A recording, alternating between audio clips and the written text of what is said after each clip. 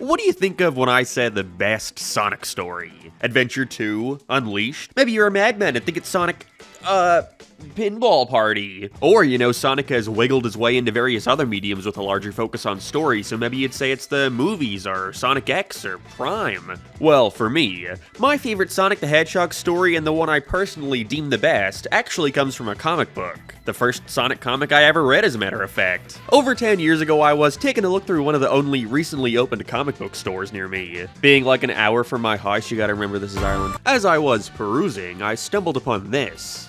A modern interpretation of the Sonic 1 box art. Then I opened it to see what it was, and there was a comic book inside. My first thought being, wait a second, they make these? Again, I grew up in a place where comic stores were extremely uncommon to come by, and I still didn't exactly know how the internet worked yet, especially not that I could have read every single one of these things for free online if I just knew where to look. And so I begged my dad to get it for me, as well as this nifty Knuckles bobblehead. Wow. And I read the whole thing before we even got home. And let me tell ya, I was distraught. I did not know at the time that Sonic the Hedgehog could make me feel something. This story stuck with me in a way no other Sonic game had. I reread this thing until the pages ripped off. I had it under my desk at school every day for a year just so I could redraw the panels. One time I was sick, and so my friend took it from under my desk to read it and ripped a fucking page off. Still mad about that, Callan. Fuck you. Saying all that, however, I hadn't checked this thing out since then. It's been about 10 years since I've read it all. And so I decided to reread the whole thing with my new understanding of the Archie Sonic comics and where they were around this time. And I gotta say, it's still my favorite, showing us a genuinely suspenseful, action-packed, but still incredibly sweet and heartwarming Sonic story that will always stick out to me. Because there's never been, and probably never will be, another Sonic story to me that compares to the likes of Genesis. But first, okay guys, I'm not even gonna have a transition, this is just too good a timing. The sponsor today is Backbone. Alright, so we all know Sonic Dream Team is coming soon to Apple Arcade, but one major issue I knew I would run into when playing a game like that is that the touchscreen controls sounds miserable. Well, not anymore now that I've got this Backbone 1 controller. Snapping into an iPhone or Android, it allows you to play wherever, whenever, with a super easy to set up controller, just snap it in. Of course, this works on any game with controller support like Call of Duty Mobile or Roblox. But I know we're all excited for that Sonic Dream Team, and after testing out Sonic 1 on mobile, I know for sure it's going to elevate that experience way more than simply using touch controls. On top of that, you can download the Backbone Plus app, which lets you edit and upload your own clips, so if you want to make content surrounding the game, it seems like that's the way to go. Especially with their own Apple Arcade trial bundle. Want to play Sonic Dream Team but don't have Apple Arcade? Then click the link below to check out their offer. Backbone makes the perfect gift for both new and experienced gamers of all ages. So get your own Backbone at playbackbone.com or use the link in the description below. And thanks to Backbone for sponsoring this video. So, picture this. Archie Sonic is well over 200 issues into its 20-year run. Things have gotten a little out of hand, to say the least. But have no fear, because Ian Flynn is here to save the day, balancing all aspects of the comic from the action, comedy, even the romance, making sure no one thing gets too much focus while still ensuring he's portraying a version of these characters that is true to the games, while keeping track of the 50 million other characters exclusive to the series that people have grown to know and love over the years. Not the easiest task, and so with that, I think we can all understand the mindset in wanting to take a quick breather for a while. Before at least taking the story into its darkest chapters yet. Well, before it was rebooted, and thus we have Sonic Genesis. We open right where the comic was headed at that point. Tails in the Tornado was taking Sonic and Sally up to defeat Dr. Eggman and his Death Egg, in which they're immediately ambushed by Silver Sonic. I know it's Mecha Sonic, but they call him Silver Sonic, just deal with it. As they fight, Sally rushes down a hallway only to be met with a gun.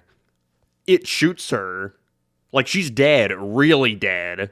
As Sonic realizes this and rushes over to her body, Eggman pushes a switch that slowly feeds the entire universe into a bright light, with Sonic waking up to Green Hill Zone. I can see some of you pulling out the Generations comparisons, so let me just say basically that I think this comic book is Sonic Generations if it had a good story. We have Sonic visiting locations from his past, but this time, it's all for a reason. I love a good prologue, so the intensity of everything that's come before really puts you in this sense of whiplash. What's happening here? I also love the visual differences between the two Sonics as well, giving us this perfect combination of classic Sonic with modern features like the green eyes. To get it out of the way, I really want to highlight how fantastic I think the art is throughout this whole entire book. I like IDW's art a lot, but dude, there was just something about this era of Archie that spoke to me as a kid. Again, I would sit in class every single day just redrawing different panels and poses I liked. I recall at one point I sat down and tried to redraw this entire graphic novel as a kid. I got like 2 pages in, but the intent was there. It works thematically, too. Classic Sonic is a lot more cutesy than modern, and so I think in a way, even if unintentionally, it excellently highlights the sheer contrast between the classic and modern aesthetic. Sonic goes through a lot in Archie, and I mean a lot. And so it's this neat way of almost visually showing you a Sonic who wasn't affected by those same situations. A Sonic who hasn't had to experience all the shit his other self did. Anyways, main thing I really want to highlight in this story, and the main thing it does to put it at the top of my personal ranking, is what it does between the relationship of Sonic and Sally Acorn, who had a very long will-they, won't-they dynamic throughout the comic, clearly being interested in each other, but something always gets in the way. Because of the intent here to reset everything back to basics, it allows them to show you why these guys liked each other so much in the first place. Again, the Archie comics had been going on for like 20 years when Genesis came out, which means these characters had 20 years of baggage to work through. But here they have the opportunity to directly contrast that against a world in which these two are meeting again for the first time. And meet again they do after Sonic frees her, Rotor, and Antoine from an animal capsule. I always like to think of this as a little nod to Sonic Spinball. Can I just say though, as a kid this shit confused the hell out of me. I did not know who a single one of these characters were. They'd keep breaking the fourth wall to fill you in on events I had no clue about and characters I had no clue about, like fucking, what is an Ixis Naugus? But generally this works as its own standalone thing, mainly being a loose retelling of the events of Sonic 1 and 2, except it builds upon those games' simple stories by also focusing on Sonic becoming a freedom fighter, and learning what happened to bring him into this oddly familiar world.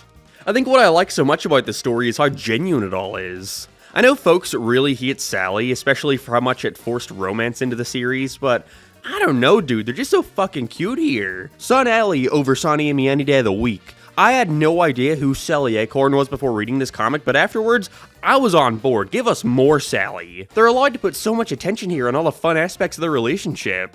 They've just met here and Sonic immediately takes a liking to her, and so we get to see all his corny pickup lines and attempts to woo her with his skills, even getting jealous after thinking Antoine is her boyfriend. There's a lot to love about their dynamic here, and I think it really shows why Sonic having a love interest is not an inherently bad idea. This is why I'm still of the belief that romance does have a place in Sonic. Doesn't need to be anything intense, but it sure does help these guys feel more like actual people rather than silly little cartoon animal superheroes. It shows they have feelings and the ability to have a life outside of their adventures. As the two go on this journey, they start to remember bits and pieces of their alternate lives. Sally remembering how much Sonic has hurt and confused her in the past, but that, ultimately, they always stuck together. Although, ironically, Sonic starts to remember how much danger he's put her in the past, and so rushes off to stop Eggman by himself. As he gets to the top of the metropolis and hitches a ride on Eggman's ship to the Death Egg, we find out what his true plan was all along. To create a fresh start in a way. A world ready for conquering, with all life being roboticized as soon as he activates the Death Egg. All seems lost until Sonic realizes that he's been powering this machine with the 7 Chaos Emeralds. Great!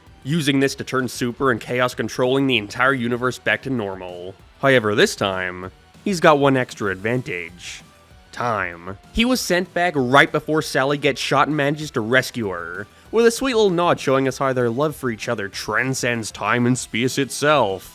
God, it's lame, but I love it. Thing is, though, not only is this a version of Sonic with 20 years of baggage, but Eggman too. He's come to accept at this point that Sonic is a variable he just can't account for. No matter what, he'll always be able to defeat him. And so this time, he's come up with a new plan.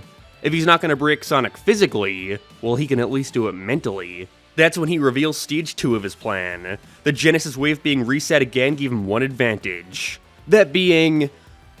Okay, so in a previous issue of the comics, these strange otherworldly beings called the BEM made it so that Dr. Eggman's roboticizer wouldn't ever work again, but now that's been reversed because of the Genesis wave. In the comic world, they also establish how when you roboticize something that's already robot, it blows up. Keep that in mind. Boy, it sure is a good thing Sonic's village isn't made out of technology or anything.